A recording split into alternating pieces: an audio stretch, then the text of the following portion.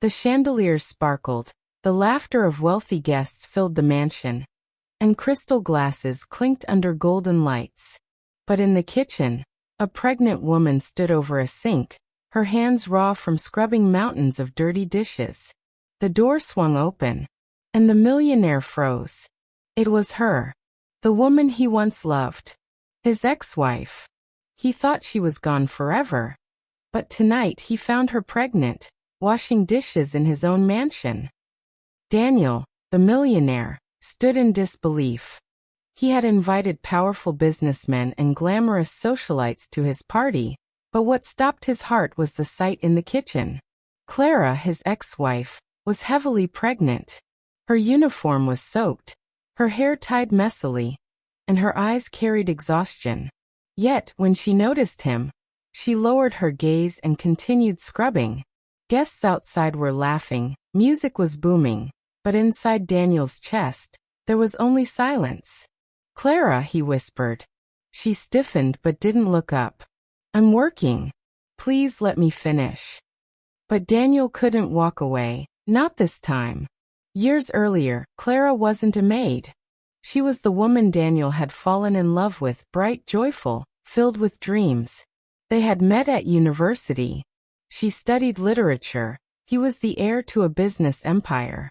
Their love blossomed against all odds. Long walks, stolen kisses, dreams whispered under the stars.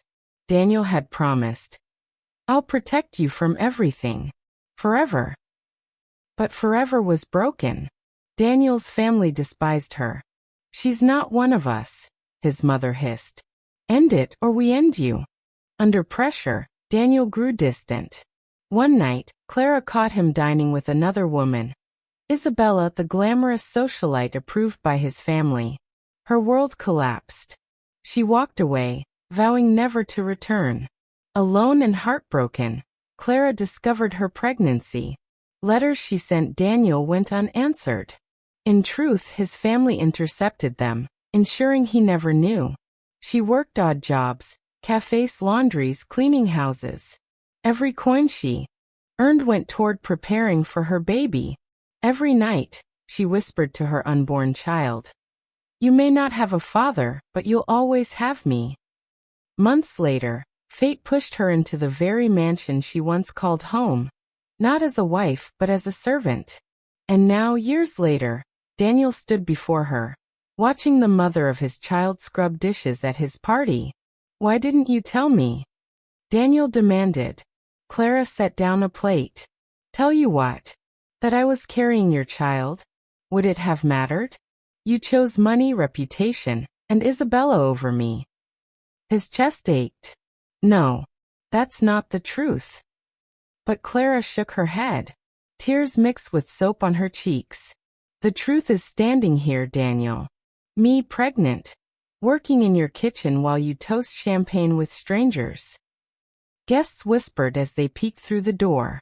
Isabella's heels clicked closer. She entered, sneering. "Oh, how pathetic. Daniel, really, your ex-wife reduced to this? Fitting, isn't it?" Gasps filled the room.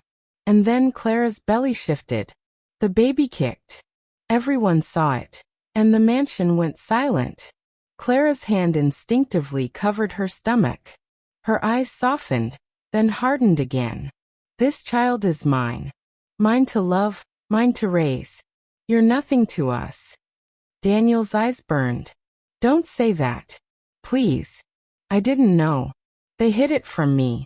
Clara, I swear if I had known. Would you have left your empire? Your wealth? You're perfect, Isabella," she snapped.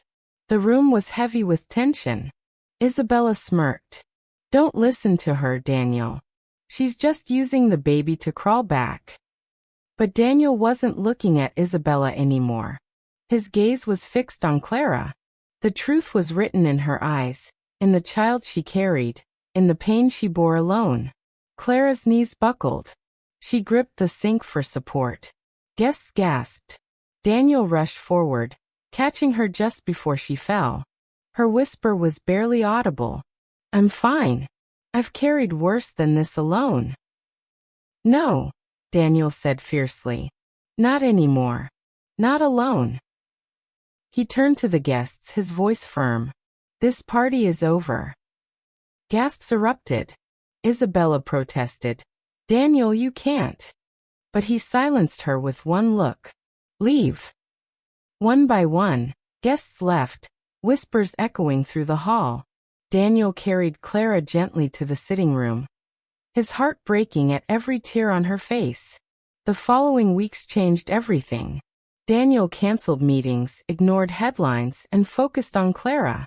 He begged for forgiveness, attended doctor's appointments, and cooked meals, terribly but with effort. Clara resisted at first. You can't buy back the years you missed. I'm not trying to buy them, Daniel said softly. I'm trying to build the ones we still have. Slowly, trust began to rebuild. When the baby was born, a healthy girl, they named her Hope, because she was proof that even broken promises could lead to new beginnings. Months later, the mansion hosted another party. But this time, it wasn't filled with investors and elites. It was filled with children's laughter, family, and Clara's smile. Daniel stood at the door, watching Clara cradle their daughter. For once, he wasn't thinking of profits or power. He was thinking of soap on her hands, tears in her eyes, and the moment he almost lost everything. He thought wealth was his empire. But he learned the truth. Love, family, and second chances are worth more than every fortune combined.